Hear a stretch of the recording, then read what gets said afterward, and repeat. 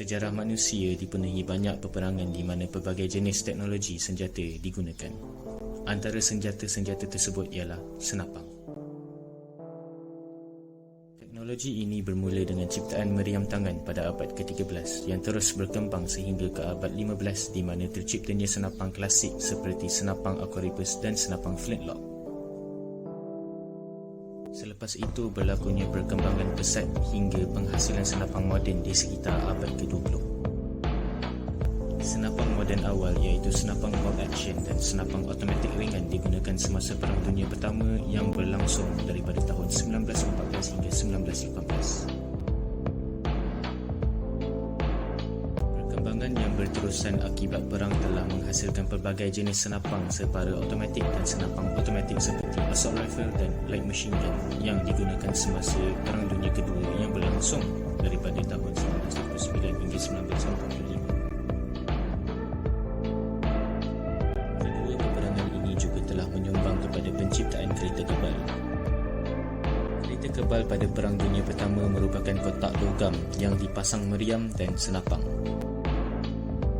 Manakala kereta kebal pada Perang Dunia Kedua mempunyai reka bentuk yang sangat berbeza agar dapat melindungi penumpangnya daripada ordinan penembus perisai.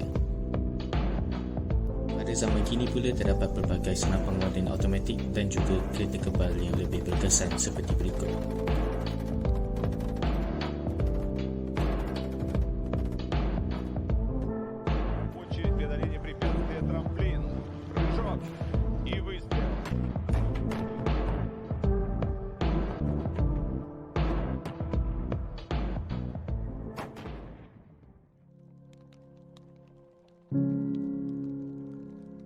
Menurut United Nations (UN), senjata kimia moden mula digunakan pada Perang Dunia Pertama melalui bahan kimia yang diletakkan di dalam bom tangan serta artileri untuk digunakan di medan perang.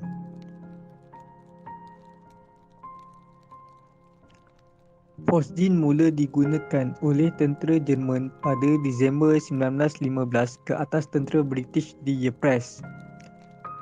Phosgene merupakan senjata kimia yang paling berbahaya pada Perang Dunia Pertama di mana ia telah membunuh seramai 95,000 orang iaitu 85% daripada keseluruhan kematian disebabkan senjata kimia.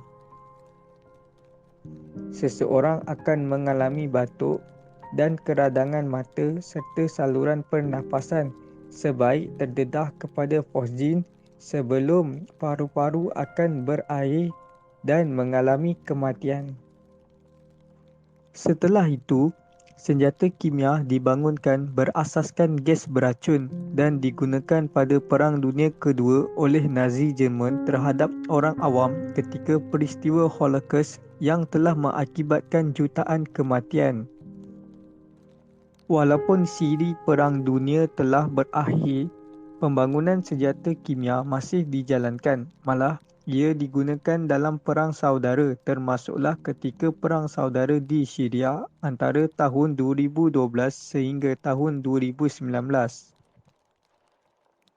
Serangan senjata kimia hampir di setiap pelosok Syria telah mengorbankan jutaan nyawa serta memusnahkan infrastruktur dalam skala yang besar.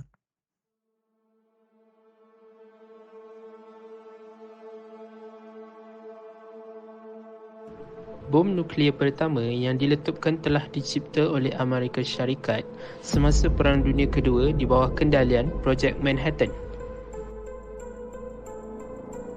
Bom ini telah digunakan untuk memusnahkan kota Nagasaki dan Hiroshima pada tahun 1945.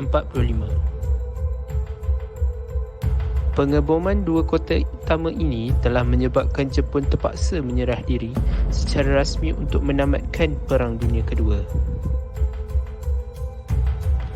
Amerika Syarikat dan Kesatuan Soviet telah bersaing untuk mengembangkan teknologi bom nuklear sepanjang tempoh peperangan dingin yang telah berlaku pada tahun 1946 sehingga 1991. Kini, terdapat 9 negara yang diketahui mempunyai bom nuklear iaitu Amerika Syarikat, Rusia, Perancis, China, United Kingdom, Korea Utara, India, Pakistan dan juga Israel. Seperti semua perkara, persenjataan berupaya untuk membawa sama ada keburukan ataupun kebaikan kepada umat manusia. Akan tetapi, disebabkan oleh sifat buruk manusia, ianya sering disalahgunakan oleh sebahagian pihak untuk yang tidak bertanggungjawab dalam menganiaya pihak lain untuk keuntungan diri sendiri. Dapat banyak contoh daripada sejarah yang memaparkan sikap setengah pemimpin yang senang-senang mencetuskan peperangan dan menyebabkan kematian ratusan juta manusia semata-mata untuk sumber kewangan ataupun bahan asli. Seringkali mempunyai persenjataan yang tercanggih juga menyumbang kepada faktor kesenangan mencetuskan peperangan ini. Sewaktu peperangan juga, apabila didorong oleh kedesakan untuk memperoleh kemenangan dan tidak dipandu oleh ajaran agama, seringkali senjata-senjata yang menyebabkan kerosakan yang melampau terhadap umat manusia direka dan digunakan. Dua contoh terbesar adalah senjata bersifat kimia dan biologi dan terutamanya senjata nuklear. Senjata-senjata seperti ini berupaya untuk membawa kesan-kesan seperti kemusnahan tumbuhan, mengganggu ekosistem tempatan, pencemaran air, tanah dan udara dan juga mencacatkan genetik manusia. Maka di sini kita boleh simpulkan, seperti semua peralatan yang lain, fungsi sebuah senjata itu tertakluk sepenuhnya kepada pemegangnya, sama ada untuk melakukan kerosakan maupun memelihara keamanan. Ianya mempunyai lebih banyak keburukan daripada kebaikan. Tetapi kita masihlah perlu bersenjata dengan secukupnya hanya sekadar sebagai sebuah deterrent. Namun kita perlulah lebih bertanggungjawab penggunaan perkara ini untuk memastikan ianya digunakan untuk fungsinya yang sepatutnya. Oleh itu, saya akan tamatkan pembentangan ini dengan memetik kata-kata daripada Mahatma Gandhi. There is no shame in deterrence. Having a weapon is very different from actually using it.